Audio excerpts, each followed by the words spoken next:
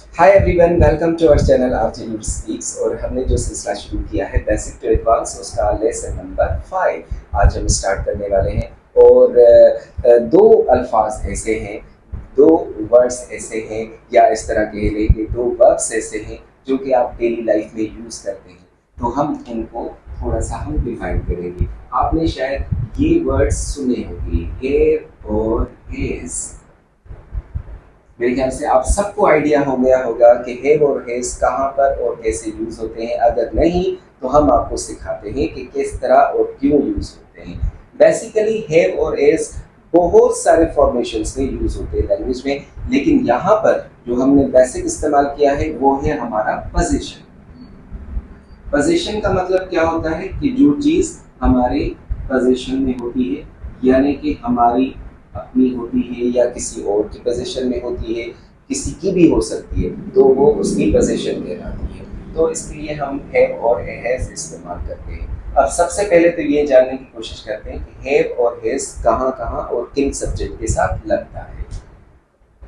Have के साथ आई, we, you, अगर सिंगुलर में हो तब भी यू, और प्लूरल में हो तब भी यू और दे। और अगर दो नाम हो जाएंगे एक साथ तो वो सारे जो है वो हेयर के साथ में। अगर ही, शी, इट या कोई भी सिंगुलर नाउन होगा तो वो सारे हेज में। तो हैव और हैज आपको पता चल गया कि किन सब्जेक्ट के साथ हम हैव इस्तेमाल करते हैं और किन सब्जेक्ट के साथ हम हैज इस्तेमाल करते हैं। अब कुछ एग्जांपल्स के साथ उनको मजीद समझते हैं। जैसे मैं कहूँ कि मेरे पास अभी एक पेन है, तो हम इसके लिए इस्तेमाल करेंगे आई हैव अ पेन, यानी मेरे पास पेन है, यानी कि मेरी पोजीशन में एक पेन है। मेरे पास बोर्ड भी है, तो हम इस्तेमाल करेंगे I have a white board. मेरे पास व्हाइट बोर्ड भी है, यानी कि ये जो चीजें हैं वो मेरी पोजीशन में है। अगर किसी और की पोजीशन में हो, जैसे यू हैव अ बुक, आपके पास एक किताब है। या फिर हम इसे कह सकते हैं कि they have a nice car, उनके पास एक अच्छी गाड़ी है। तो ये सारे इस तरह से यूज होते हैं किसी की भी पोजीशन के लिए, यानी जिसके पास जो भी चीज हो। अब हमने हैव को तो यूज किया, अगर हम ही के साथ लगाएंगे तो वही हैव हैज की शक्ल इख्तियार कर लेगा, यानी ही हैज, जैसे हम कहें ही हैज अ बाइक, उसके पास एक बाइक है। अगर मैं कहूँ कि भाई शी के साथ भी हम हैज इस्तेमाल करते हैं, शी हैज अ, क्या होता है लेडीज के पास वैसे तो पर्स होता है, तो शी हैज अ पर्स, यानी उसके पास एक पर्स है। अगर कोई सिंगुलर नाउन हो, जैसे अली हम लिखते हैं, अली हैज कोई भी चीज हम कह सकते हैं, अली हैज हैंकरचीफ, उसके पास एक रुमाल है। या फिर अगर प्लूरल नाउन होगा, अली एंड अहमद, तो ये दो हो गए, इसलिए हम हैज नहीं लगाएंगे। फिर वही असल फॉर्म जो बेसिक है वही आएगा, यानी Ali and Ahmed have a big home, उनके पास एक बड़ा घर है। तो ये हो गए हमारे पॉजिटिव केस, लेकिन ये हो गए अफर्मेटिव, यानी कि एक बयानी सादा जुमला। अब इसको ही हम नेगेटिव करते हैं और इंट्रोगेटिव करते हैं, यानी इनका सवाल भी बनाते हैं और इनको नेगेटिव की सूरत में भी लिखते हैं। अब उसके दो पैटर्न हैं।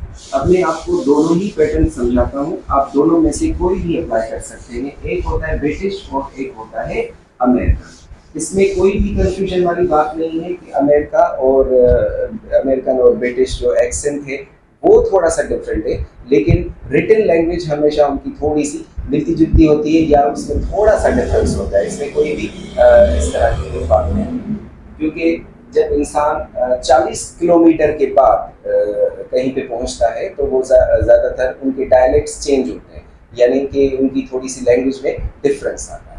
तो ये एक फितरी बात है। अगर मैं कहूँ कि आई हैव अ पेन, मेरे पास एक पेन है, तो ये एक सिंपल सेंटेंस हो गया, यानी स्टेटमेंट वाला। इसको मैं कहता हूँ कि भाई मेरे पास पेन नहीं है, तो इसके दो पैटर्न्स हैं।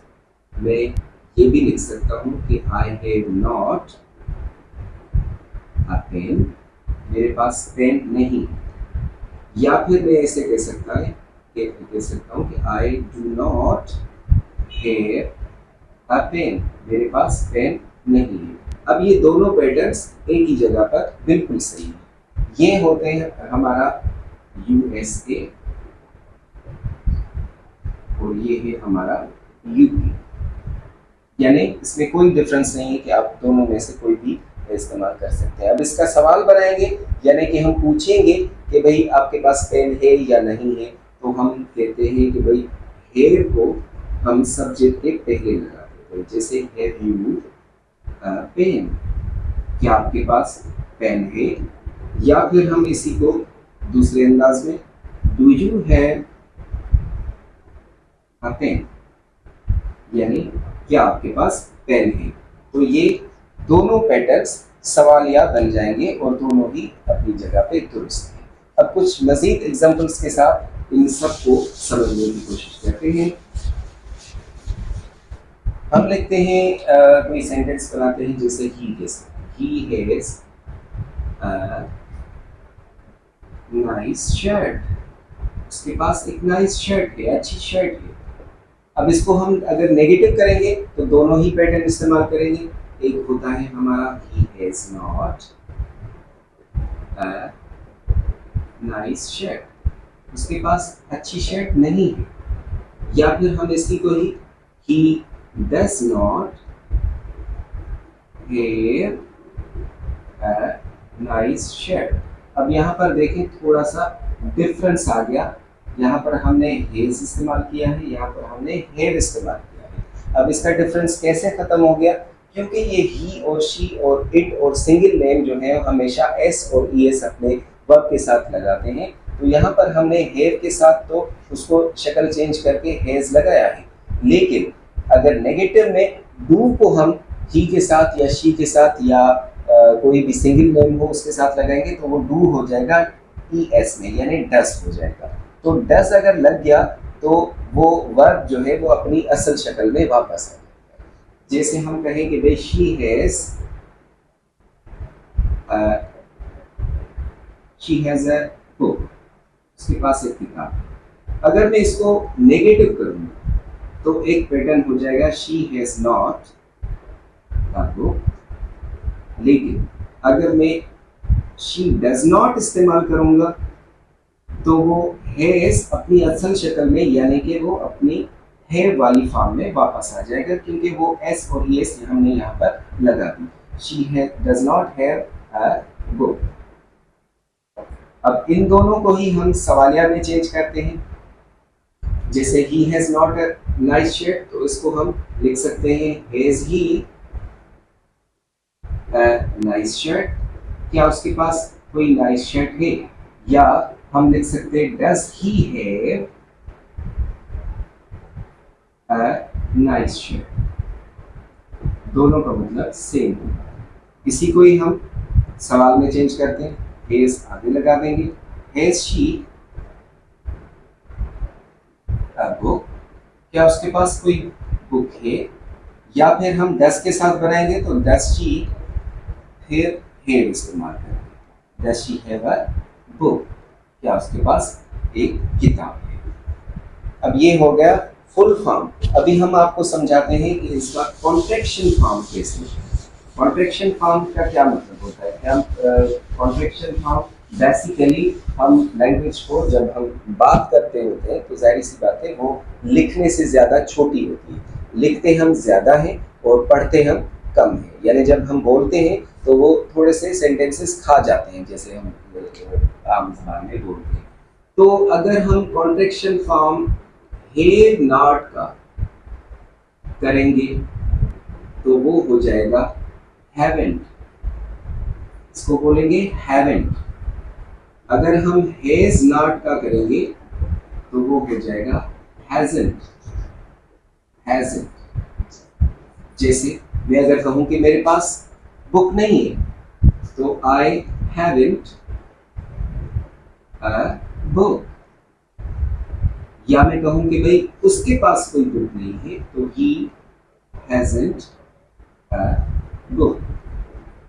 ये हो गए हमारे कॉन्ट्रैक्शन फॉर्म, यानी कि हमने थोड़ा सा छोटा कर लिया। हम अपनी स्पोकन लैंग्वेज में ज़्यादातर इस तरह ही बात करते हैं, लेकिन ये आप लिख भी सकते हैं, लेकिन लिखाई में ज़्यादातर ये फुल फॉर्म दिया जाए तो वो बेहतर होता है। तो ये थे हमारे बहुत ही बेसिक लेसन्स, यानी कि हमने एक स्टेप कवर कर लिया है, जो कि थोड़ी थोड़ी छोटी छोटी चीज़ें थी वो हमने आपको समझा दी। अब हम एक स्टेप ऊपर जाएंगे, यानी कि सिर्फ एक स्टेप चढ़ेंगे। ऐसा नहीं है कि हम एक स्टेप नंबर 1 स्टेप पे हैं तो हम डायरेक्ट जो है वो 100 जो है वो स्टेप्स कवर कर जाए, लेकिन हम थोड़ा सा ऊपर जाने की अब कोशिश करेंगे। तो नेक्स्ट में हम एक स्टेप बढ़ाएंगे, उसके बाद बढ़ाते बढ़ाते हम बहुत ही ऊपर चले जाएंगे। तो हमारे साथ रहिए और नेक्स्ट वीडियो के लिए सी